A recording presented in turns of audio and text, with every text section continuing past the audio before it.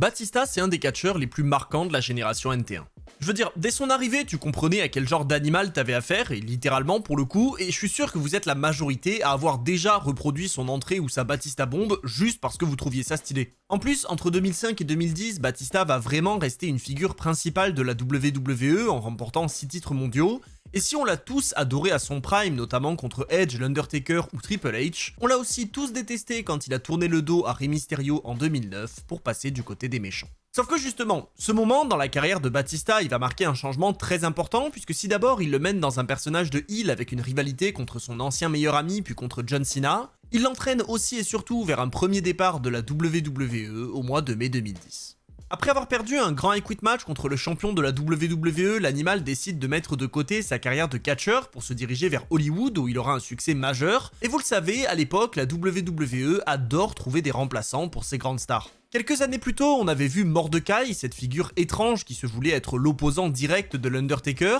En 2011, on verra l'arrivée de Sin Cara, qui sera mis en avant comme une véritable sensation digne de succéder à Rey Mysterio. On a aussi eu l'occasion de parler de Ryback sur la chaîne, qui a beaucoup été comparé à Goldberg, et que l'idée vienne de la WWE ou d'un simple sentiment personnel, il arrive très souvent qu'on voit des catcheurs qui nous font penser à des stars de notre enfance. Et justement, le 17 janvier 2011, alors que John Cena affronte le leader de la nouvelle Nexus, CM Punk, et que les associés de ce dernier sont bannis des abords du ring, un homme avec un physique impressionnant apparaît de nulle part et vient perturber Cena. Cette distraction va permettre à CM Punk d'envoyer un coup de pied à son adversaire, et alors qu'on imagine que le leader de Nexus va en profiter pour gagner le match par tombée ou soumission, il s'offre finalement en pâture à ce mystérieux catcheur qui lui envoie un big boot en plein crâne pour lui offrir une victoire par disqualification. Immédiatement après, l'homme va quand même s'en prendre à John Cena qui l'écrase au sol avec un side slam, et alors que les membres de la Nexus viennent protéger leur leader, Punk les écarte et place un brassard sur le bras de celui qui vient de lui faire gagner le combat pour officialiser l'arrivée d'un nouveau membre dans son clan. Cet homme sera officiellement présenté aux fans la semaine suivante, et malgré sa ressemblance importante avec l'ancien champion du monde, il ne s'agit évidemment pas de Batista. En réalité, il s'agit d'un catcheur en qui la WWE va fonder beaucoup d'espoir à ses débuts avant de réaliser que son manque d'entraînement et les nombreuses comparaisons avec l'animal sont un véritable frein à sa progression, et sa carrière ne sera finalement qu'un immense échec. Vous l'aurez compris, il est l'heure de parler de l'histoire de Mason Ryan.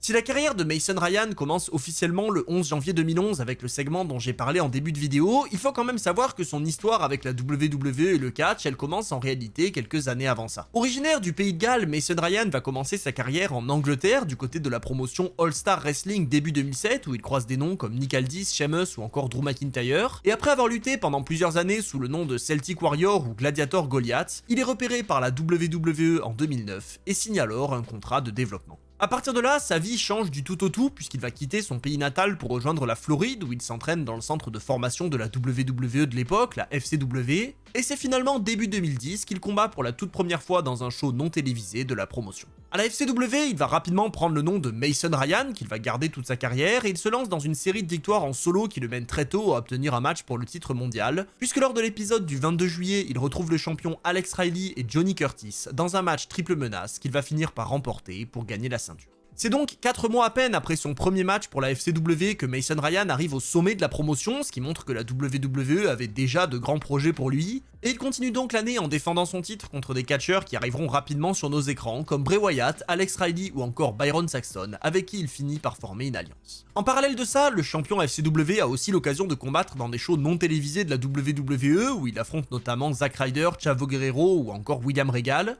et il apparaît même dans un dark match avant le SmackDown du 12 novembre 2010 qui se déroule depuis l'Angleterre. Avec ça, la WWE commence à présenter Mason Ryan aux fans et ils lui font affronter des catcheurs plus expérimentés pour lui permettre d'apprendre et de progresser, histoire d'arriver rapidement sur nos écrans. Parce que oui, on arrive là à la fin de l'année 2010 et la WWE estime déjà que Mason Ryan est prêt à entrer dans le grand bain, et donc après quelques défenses de titre du côté de la FCW au mois de décembre, il revient catcher dans des shows non télévisés de la WWE avant de faire ses débuts officiels lors du Raw du 11 janvier. Cette arrivée, j'en ai parlé au début de la vidéo, Mason Ryan est directement présenté au public comme le bras armé de la nouvelle Nexus avec cette attaque sur Punk et John Cena, et tout ça nous mène donc à l'épisode suivant dans lequel CM Punk peut nous présenter fièrement sa nouvelle recrue. Évidemment, puisqu'il rejoint un clan de heel, donc de méchants, Mason Ryan est accueilli par les huées de la foule et il a l'occasion de prendre le micro pour la première fois pour annoncer qu'il n'a qu'une seule chose à dire, foi. Cette première promo, évidemment, elle est pas hyper intéressante parce que son intervention ne sert qu'à lancer un discours de CM Punk qui annonce qu'il va remporter le Royal Rumble 2011. Mais malgré tout, le fait d'intégrer un catcheur aussi imposant dans la nouvelle Nexus, je trouve ça très intéressant. Et d'ailleurs, peut-être que Mason Ryan peut permettre à son leader de gagner un des matchs les plus importants de l'année lors du prochain pay-per-view. Parce que oui, même s'il reste présent toute la soirée après son annonce, le premier vrai match officiel de Mason Ryan dans le roster principal, c'est le Royal Rumble. Il apparaît une première fois lors du pay-per-view aux côtés de ses partenaires de Nexus pour coûter à Randy Orton son match de championnat contre le Miz et lancer alors la rivalité entre Punk et Orton. Et finalement, il entre en 20ème position dans la bataille royale du main event, l'attaque du Great Khali. Pour rapidement se mettre en avant, Mason Ryan va lutter quelques instants contre le géant et il va même finir par l'éliminer, et grâce à ça, il s'établit pour de bon comme le bras armé du clan. Il construit en plus un personnage surpuissant capable de lutter contre les catcheurs les plus imposants de l'entreprise, et il en rajoute une couche après ça en éliminant Booker T avant de finalement être sorti du ring par John Cena. Alors bon, son élimination par Cena, elle est franchement nulle, je sais pas si la WWE voulait appuyer sur le fait que Mason Ryan était débutant ou si c'est vraiment lui qui a pas su comment mieux crédibiliser son élimination, mais honnêtement, je trouve que ça diminue pas mal son côté sérieux et dangereux. Bon, heureusement, en ce moment, il est assez vite oublié, parce qu'il revient dès le lendemain aux côtés de CM Punk pour l'épauler dans sa rivalité contre Randy Orton. Il attaque la Vipère dès la semaine suivante aux côtés de ses partenaires, en plus de combattre ce soir-là dans son premier match en 1 contre 1. C'est contre R-Truth que Mason Ryan va réellement catcher pour la première fois sur les écrans de la WWE ce soir-là, et malheureusement, on va déjà commencer à voir ses limites. Alors, tout n'est peut-être pas entièrement de sa faute, mais le match est assez lent et rempli d'erreurs qui le rendent très peu intéressant à suivre, et même si Mason Ryan essaye de montrer sa force et de passer pour un catcheur dangereux qui pourra bientôt combattre contre des grandes stars, on remarque surtout qu'il n'est absolument pas prêt pour le roster principal. Il enchaîne les écrasements très basiques dans lesquels il envoie la jambe de R-Truth dans les cordes et il finit par lui placer une soumission qui le fait très vite abandonner, mais qui pour autant ne donne pas la victoire à Mason Ryan. Et oui, contrairement aux autres échecs qu'on a pu aborder sur la chaîne, vous allez voir que celui de Mason Ryan, on pouvait le voir arriver très tôt, parce que malheureusement, dès son premier match, rien ne se passe comme prévu. En fait, après avoir techniquement gagné par soumission, Mason Ryan va s'emparer d'une chaise que l'arbitre va lui arracher des mains pour mener à un échange assez bizarre à l'extérieur, et il va alors revenir dans le ring pour placer une seconde fois sa prise de soumission, ce qui mène à une annonce juste lunaire. De nulle part, la cloche sonne une seconde fois et l'annonceur déclare que c'est finalement R-Truth qui a gagné le match par disqualification, ce qui clairement n'a aucun sens puisque le combat était techniquement déjà terminé. En plus, l'histoire est vraiment bizarre jusqu'au bout parce qu'après ça, Mason Ryan revient voir CM Punk dans les vestiaires qui semble lui en vouloir d'avoir perdu son combat, mais qui finalement le félicite de sa défaite, en plus de dire aux autres membres du clan que ce qui compte ce soir c'est de blesser des gens, pas de gagner des matchs. Alors, j'imagine quand même que l'erreur ne vient pas de Mason Ryan pour le coup, je pense que c'est plutôt l'arbitre et R-Truth qui ont mal géré la fin du combat qui devait certainement réellement se terminer par disqualification, mais du coup malheureusement ça met déjà un coup à la crédibilité du nouveau venu. Du coup, après ça, Mason Ryan ne va plus combattre aux écrans de Raw pendant un bon moment, puisqu'il se contente d'apparaître aux côtés de la Nexus pour les aider dans des matchs par équipe, tout en continuant à catcher à la FCW, où il perd finalement son titre contre Bo Dallas. Et lors du Raw du 28 février 2011, on apprend que son prochain match sera contre Randy Orton, puisque le General Manager anonyme annonce que la Vipère fera face à tous les membres de Nexus avant WrestleMania. En fait, l'objectif de ces combats, c'est de permettre à Randy Orton de s'assurer que les associés de CM Punk ne soient pas à ses côtés pour leur match sur la plus grande scène du monde, et donc, 2 semaines plus tard, alors que Randy Orton a déjà battu Michael McGillicuddy et David Otunga, il se retrouve contre certainement le membre le plus dangereux de Nexus, Mason Ryan. Ce match, c'est en fait un peu l'occasion pour le nouveau catcheur de se rattraper et de montrer qu'il est capable d'avoir de bons matchs contre des grands noms d'entreprise, et honnêtement, sans être exceptionnel, ce combat est nettement meilleur que son précédent. On voit beaucoup plus le côté surpuissant de Mason Ryan qui ne tombe pas sur la corde à linge de Randy Orton, ses prises sont beaucoup plus propres et il semble nettement plus à l'aise dans le ring, et même si son arsenal reste très limité et que le public n'est pas très investi, on sent quand même une certaine progression. Alors bien sûr, le combat n'est pas bien long, et après avoir grandement dominé l'ancien champion, Mason Ryan est surpris par un RKO sorti de nulle part par la Vipère qui remporte le match, mais au moins on est un peu rassuré pour l'avenir de ce nouveau venu. Sauf que malheureusement, l'avenir en question, il est loin d'être glorieux. Après le match, Mason Ryan subit un punt kick de la part de Randy Orton, ce qui va l'éloigner des rings pendant plusieurs semaines, et il fait finalement son retour lors de l'épisode du 11 avril 2011 pour s'en prendre à Randy Orton avant de combattre dans une bataille royale par équipe pour représenter Raw lors de la draft. Malheureusement, ce soir-là, son équipe va perdre le match, puisque même si Mason Ryan survit jusqu'au bout pour se retrouver seul contre Kofi Kingston et le Big Show, celui-ci l'élimine et donne la victoire au Show Bleu, en plus de lancer l'associé de CM Punk dans une nouvelle histoire. Parce que oui, depuis ses débuts, Mason Ryan n'était en fait qu'un simple membre de Nexus et il n'avait pas de réelle histoire de son côté. Mais là, dès la semaine suivante, il se retrouve dans un match contre Kane, qui est champion par équipe avec le Big Show à l'époque, et après avoir longuement malmené le Big Red Monster, Ryan finit par perdre le match par disqualification suite à l'intervention de son mentor. Ce moment va bien sûr mener à une attaque de Nexus sur Kane qui finit par être sauvé par son partenaire, mais tout ça sert surtout à établir à nouveau la puissance de Mason Ryan puisqu'il découpe le Big Show avec un spear avant de quitter le ring. Du coup, dès la semaine suivante, Mason Ryan va avoir le droit à un match revanche contre Kane parce que pour rappel à l'époque, il n'a jamais remporté le moindre combat, il a toujours été disqualifié ou couvert pour perdre les matchs, et même si ce soir-là, il a l'occasion de montrer des choses un peu plus intéressantes dans le ring, il ne met pas pour autant un terme à sa série de défaites, puisque la Nexus intervient une fois de plus pour causer une disqualification. Heureusement, Mason Ryan va quand même gagner quelque chose dans cette histoire, puisque la semaine suivante, la WWE annonce qu'il participera à son second match en pay-per-view lors de Over the Limit, en faisant équipe avec CM Punk pour affronter Kane et le Big Show et tenter de remporter les titres par équipe. Et c'est là que tout démarre vraiment pour Mason Ryan. Avec CM Punk, il vient à bout des champions et il gagne sa première ceinture dans l'entreprise, il bat John Cena puis Randy Orton dans les semaines suivantes et se dirige vers le titre mondial avant de... Non, c'est faux, il s'est fumé par un double chokeslam et il perd le match pour son équipe. Non, en vrai je troll un peu, mais le combat en soi il est loin d'être mauvais et c'est même un des moins pires de ce pay-per-view. Alors, il n'est pas excellent non plus, mais dedans Mason Ryan montre de belles choses, notamment contre Kane au début du combat, et il se débrouille très bien quand il revient pour sauver CM Punk et dérouler sur le Big Show, et c'est d'ailleurs son partenaire qui subit toutes les prises pour le laisser briller. Les deux membres de Nexus travaillent plutôt bien en équipe et ils dominent une bonne partie du combat, et même si effectivement à la fin Punk se fait sortir du ring pendant que Mason Ryan déguste un double chokeslam pour perdre le match, on peut quand même se dire qu'il a montré de belles choses et qu'en continuant de progresser, il peut aller plus loin. Sauf que malheureusement, pas du tout. On verra à la fin les raisons exactes de son échec, mais une d'entre elles va arriver peu de temps après cette défaite, puisqu'après avoir continué d'accompagner la Nexus et CM Punk dans les semaines suivantes, Mason Ryan est sélectionné par les fans pour affronter Evan Bourne lors du Raw du 20 juin 2011, et malheureusement ce combat sera son dernier avant un moment. Et le pire, c'est que c'est vraiment là que tout aurait pu commencer pour lui. Déjà, il est sélectionné par les fans, et si on met de côté le fait que les votes sont potentiellement truqués, ça montre que le public veut en voir plus et qu'il commence à s'intéresser à lui. Et en même temps, on peut les comprendre. Oui, Mason Ryan n'est pas très bon dans le ring, mais il est déjà très impressionnant physiquement et il rappelle vraiment Batista, donc c'est pas déconnant d'imaginer que les fans puissent le soutenir. D'ailleurs, dans ce match contre Evan Bourne, on peut commencer à entendre des chants Batista, comme on pourra entendre des chants Goldberg dans les matchs de Ryback quelques années plus tard, et même si c'est sûr que ça aide pas Mason Ryan à établir sa propre personnalité, ça ne le perturbe pas pour autant, puisqu'il finit par écraser Evan Bourne avec son side slam pour remporter le match. Cette victoire, en l'occurrence, c'est la toute première de Mason Ryan aux écrans de la WWE, donc ça fait quand même du bien, et même si le match n'est vraiment pas très bon, il permet quand même à la WWE de commencer à mettre ce catcheur en avant. Sauf que malheureusement, alors que Mason Ryan aurait pu continuer à progresser après ça pour se faire une place dans le milieu de la carte, il va subir une blessure en dehors des rings quelques jours plus tard, et il va donc être contraint de s'absenter pendant plusieurs mois, durant lesquels la Nexus finira par se séparer, laissant alors Mason Ryan tout seul lors de son retour.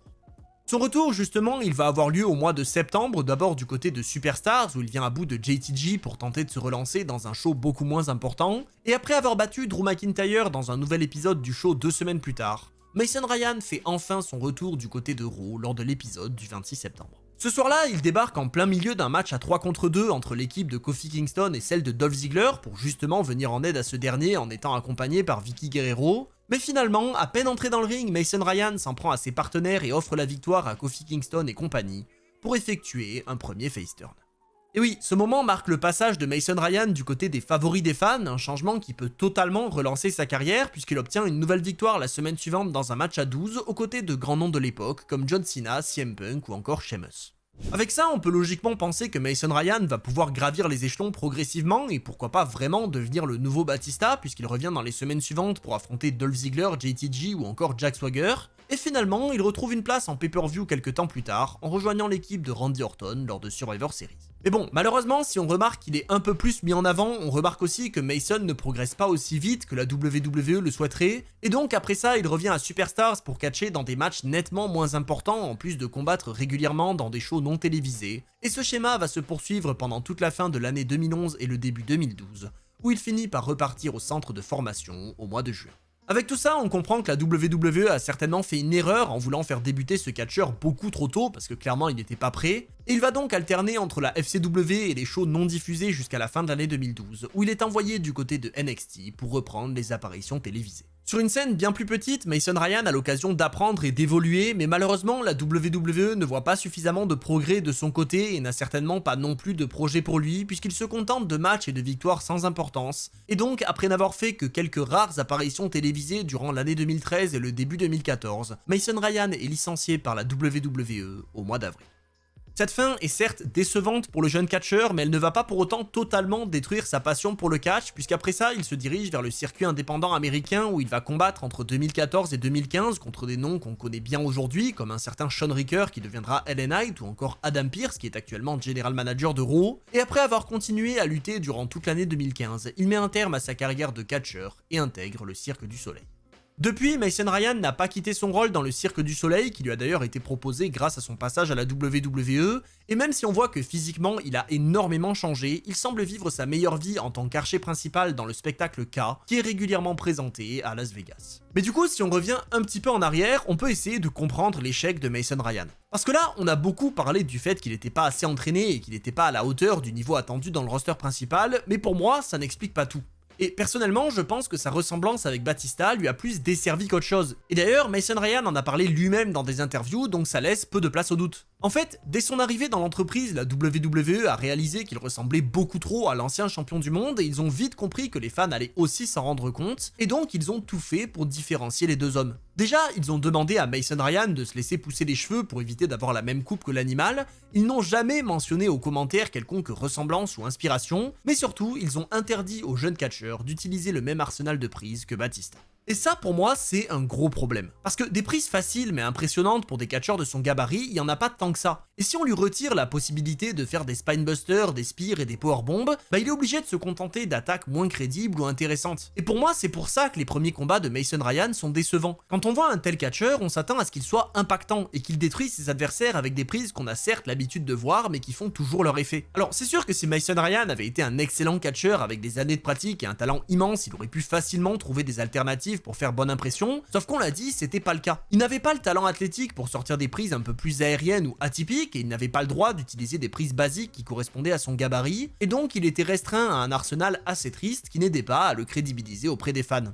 Alors c'est clair qu'une fois qu'il était là depuis un petit moment et qu'il s'était bien différencié de Batista en se laissant pousser les cheveux, la WWE lui a laissé un peu plus de liberté au niveau des prises, mais au global, je maintiens que le fait de ressembler à un catcheur aussi populaire que l'animal, ça ne l'a pas aidé. Bon, à côté de ça, faut aussi dire que 2011, c'est vraiment pas la meilleure année pour faire carrière à la WWE, et de manière générale, même les plus talentueux de l'époque ont sombré dans l'oubli ou ont été obligés de quitter l'entreprise pour se réinventer, donc c'est sûr que même avec tout le talent du monde, le succès de Mason Ryan n'était pas garanti. Mais bon, aujourd'hui, il a finalement trouvé sa voie et il a l'air d'être extrêmement épanoui dans ce qu'il fait, donc finalement tant mieux pour lui. Mais je trouvais ça quand même intéressant de revenir un peu sur son échec à la WWE parce que c'est un catcheur qui m'avait personnellement marqué. Et d'ailleurs, même s'il n'est pas resté bien longtemps dans l'entreprise, je suis sûr qu'il vous a aussi beaucoup marqué, notamment à cause du parallèle avec Batista, on va pas se mentir. Et du coup, je compte sur vous pour me donner votre avis sur son histoire et surtout sur la manière dont la WWE l'a utilisé. Sur ce, moi je vous retrouve sur tous mes réseaux qui sont en description et en particulier sur Twitch où on prend beaucoup plus le temps de discuter et d'échanger. Donc franchement n'hésitez pas à passer, et si vous voulez rester informé de la sortie des vidéos ou autres, n'hésitez pas non plus à passer sur mon Instagram, c'est là que je partage la plupart des informations. Sur ce, encore une fois, j'ai hâte de lire vos souvenirs sur Mason Ryan et vos idées pour les prochaines vidéos. C'était Monsieur Hawkin et on se retrouve très vite pour d'autres histoires.